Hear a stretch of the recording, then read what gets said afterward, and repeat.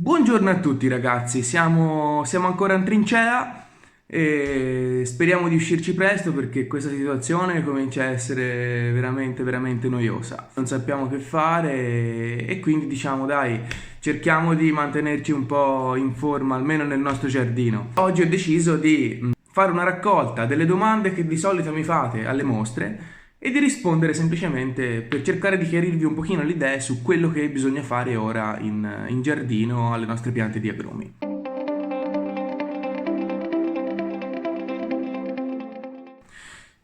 La domanda che mi fanno spesso è, ho una pianta, l'ho presa, l'ho comprata ora, dice che ci devo fare?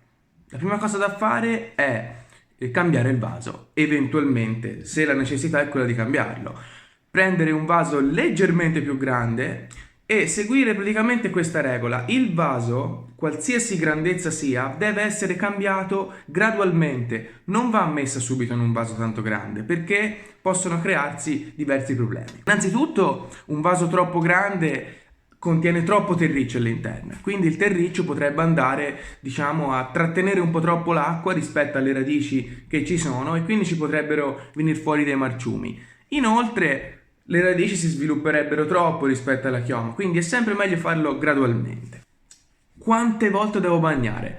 Quante volte si bagna una pianta? Dipende, non è facile, perché ci sono delle giornate di marzo, come per esempio oggi qui è molto ventoso e quindi è ovvio, bisogna bagnarlo magari anche una volta al giorno. Ci sono delle volte che d'inverno invece anche una volta ogni 10 giorni. Però, diciamo, per farvi capire, il discorso è: quando vedete che il terriccio inizia a essere secco, annaffiate abbondantemente e lasciate scorrere via tutta l'acqua. Quindi l'acqua non deve rimanere sotto il vaso, è importantissimo. Senza sottovaso, inoltre, è molto importante.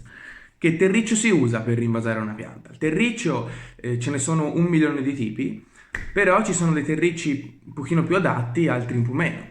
Quello che consiglio io di solito è di utilizzare un terriccio che abbia torba bionda, un pochino di terra di campo e un pochino di pomice. La pomice sono quei sassolini bianchi.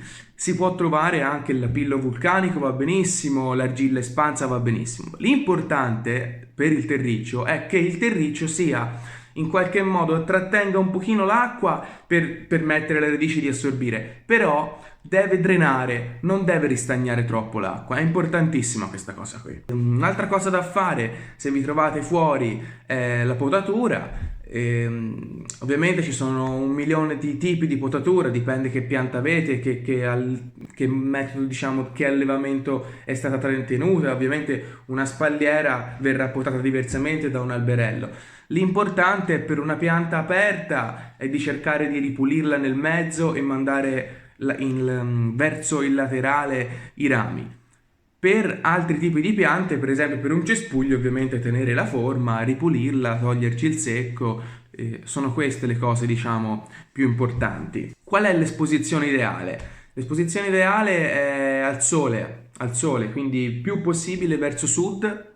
Se non è possibile verso sud, verso est, verso ovest va benissimo. Ovviamente se me la spiaccicate a nord ve lo sconsiglio, poi si può mantenere anche tenendola a nord, però è un po' più sconsigliato perché delle eventuali gelate magari potrebbero danneggiare la pianta, ovviamente, no? Tanti mi chiedono: il vaso è meglio in plastica o in cotto? Dal punto di vista della coltivazione non cambia niente. Cambia che magari d'estate, se ci batte il sole diretto sul vaso, il vaso di plastica tende a surriscaldarsi molto di più e quindi potrebbe brucicchiare un pochino le radici che stanno nell'esterno, sull'esterno del vaso. Quindi ovviamente il vaso di cotto è sempre da consigliare rispetto a un vaso di plastica, però costa di più, quindi capisco tranquillamente che una scelta di un vaso di plastica comunque va bene, cioè andate tranquilli. Domani ragazzi continuerò con un altro elenco di domande che di solito mi fate e cercherò di rispondere. Per il momento mi raccomando, resistiamo, cerchiamo di stare in casa, non usciamo, ne usciremo più forti di prima, mi raccomando. A domani, ciao ciao!